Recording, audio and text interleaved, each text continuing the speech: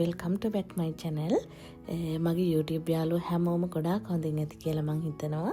ඉතින් අද පුංචි වීඩියෝ එකක් තමයි ඔයාලත් එක්ක බෙදා ගන්න හිතුවේ. ඉතින් පුංචි දේවල් තමයි අපේ ජීවිතවලට ගොඩාක්ම වැදගත්. ගොඩක් අයට පුංචි දේවල් තමයි ජීවිතේ සමහර තැන් අපිට මිස් වෙන්නේ. ඒ නිසා පුංචි දේවල් ගොඩාක් වැදගත් කියලා මං හිතනවා. ඉතින් ඔන්න කතා කරන ගමන් මම මේ හදාගන්නේ මං උදේට බොන ඩ්‍රින්ක් එක. ඒක ඉතින් ලොකු එකක් නෙමේ. හොඳ ඇල් වතුරට මම කසකසායට දාලා ඒක කලින් රෑ දාලා තියෙන අයත් ඉන්නවා. ඉතින් මං එහෙම දේවල් ගොඩක් වෙනවා අඩුයි. මං ඒ වෙලාවෙම දාලා තමයි දිය කරලා බොන්නේ. ඒකට ලෙමන් ඉස්ම ටිකක් දා ගන්නවා. මෙහි බොටල් තමයි ගොඩක් තියෙන්නේ. ගෙඩිත් තියෙනවා. ඉතින් මම ගොඩක් වෙලාවට ලේසියට ගෙනත් තියාගෙන ඉන්නේ බොටල්.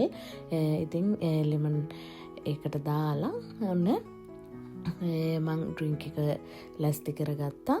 ඊට පස්සේ දැන් ඔයාලා මේ වෙනකොටත් දන්නව ඇති මම අද ඔයාලත් එක්ක මේ බෙදා ගන්න හදන්නේ රසම රස ඇඟ අඩු කරගන්න පුළුවන් රෙසිපි එකක් කියලා. ඉතින් ඇඟ අඩු කරගන්නවා කියලා එක පාරට මුළු ඇඟම අඩු වෙන්නේ නැහැ මේ රෙසිපි එකකින්වත් මේ ඩ්‍රින්ක් එකකින්වත්. එහෙම මගේ නම් ඇඟ අඩු කරන්න පුළුවන් ඇඟකුත් නෙමෙයි මේක.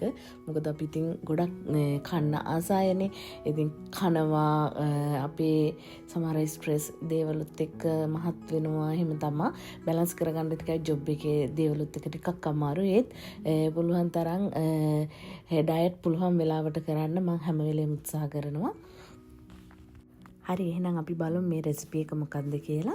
ඔන්න මම මේ පෙන්නපු ඒවා ටික තමයි මේකට අවශ්‍ය වෙන්නේ. මුලින්ම මම බිත්තරයක් කඩලා දා ගන්නවා. ඒකට ලුණු ගම්බිරිස් දාගෙන ඊට පස්සේ ඕට්ස් වලින් මම ඕට්ස් පිටි නෙමේ මංගාව තියෙන්නේ. ඕට්ස් තියෙන්නේ අර පැකට් එක, ලූස් පැකට් එක. මම ඒක බ්ලෙන්ඩ් කරලා ගෙදරදී පිටි වගේ හදාගත්තා. ඕට්ස් පිටි කරලා ඊට පස්සේ මේකට කෑලි මිරිස් ටිකකුත් දාලා කලවම් කරලා මේ ඕට්ස් රොටිය හදාගන්න තමයි මම මේ හදන්නේ. මේකට වට වැඩි අඩු කරලා ප්‍රමාණවල හදාගන්න පුළුවන්. මම එක රොටි එකක් හදාගන්න තමයි එක බිත්තරයකින් මේ ප්‍රමාණවල ගත්තේ. සෝස් පෑන් එකට ඉතින් ඔයාලට ඕනනම් ඔයිල්, මාගරීන්, බටර් මොනවා හරි දාගන්න පුළුවන්. මම බටර් තමයි දාගත්තේ. ඊට පස්සේ රත් වුණාට පස්සේ මම ඔන්න රොටිය හදාගන්න තමයි මේ ලෑස්ති වෙන්නේ.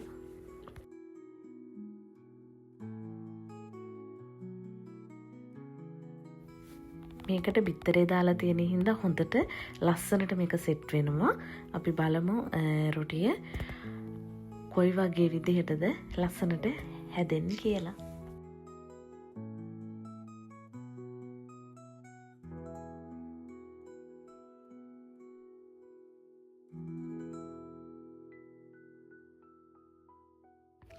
ඉතින් ඔන්න ඔය විදිහට අඩු ගෙන්දරේ ටිකක් වෙලා තියලා අනිත් පැත්ත හරව ගන්න තමයි හදන්නේ. ඒක අර බිත්තරේ නිසා දැන් හොඳට සෙට් වෙලා තියෙන්නේ. ඊට පස්සේ අපි හිමීට ඒක බලා අයින් කරලා ෆිලින් එක හදාගන්න තමයි යන්නේ. ඒකටම තම්බපු චිකන් අරගත්තා.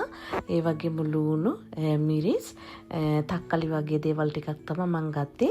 ඒ වගේම සලාද කොළ අරගෙන තියෙනවා. මේ සේරම වැඩි වෙලාවක් නෙමෙයි, හරි පොඩිම වෙලාවක් චුට්ටක් එහෙට මෙහෙට කරලා ලුණු ගම්මිරිස් ටිකක් දාලා ගන්න තියෙන්නේ. ලොකු වෙලාවක් නැහැ, විනාඩියකටත් අඩු කාලයකින් මේක ඉක්මනට හදාගන්න අපිට පුළුවන්.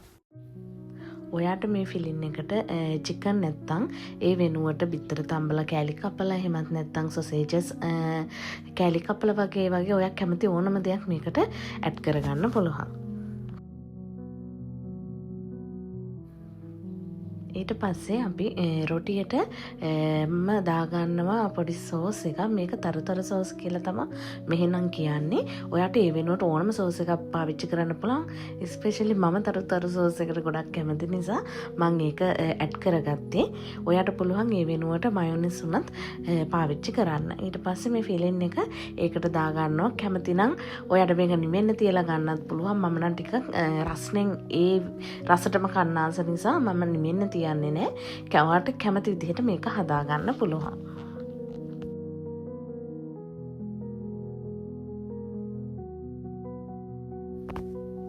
මේ කෑම එක පුදුම රස කෑම එකක්. ඒ වගේම බඩ පිරෙනවා හිතා ගන්න බැරි විදියට මාරු විදියට. මේ විදියට මම ඊපස්සේ රොටියට මේ ෆිලින් එක දාලා රැප් කරගන්නවා. අමතක වුණා කියන්න අන්තිමට උඩින් මම චීස් ටික ඇඩ් කරගත්තා. ඉතින් පෙනුම තියෙන්නේ ඔන්න මේ විදිහට තමයි. පුදුම රසයි ඒ වගේම මේකෙන් හොඳටම බඩ පිරෙනවා. මං ඉතින් මේකත් එක්ක හැමදාම වගේ ග්‍රීන් ටී එකක් ඔන්න ලෑස්ති කරගත්ත බොන්න. ඕක තමයි මං අද ඔයාලට ගෙනාපු රෙසිපි එක. එහෙනම් next වීඩියෝ එකෙන් හම්බෙමු. bye.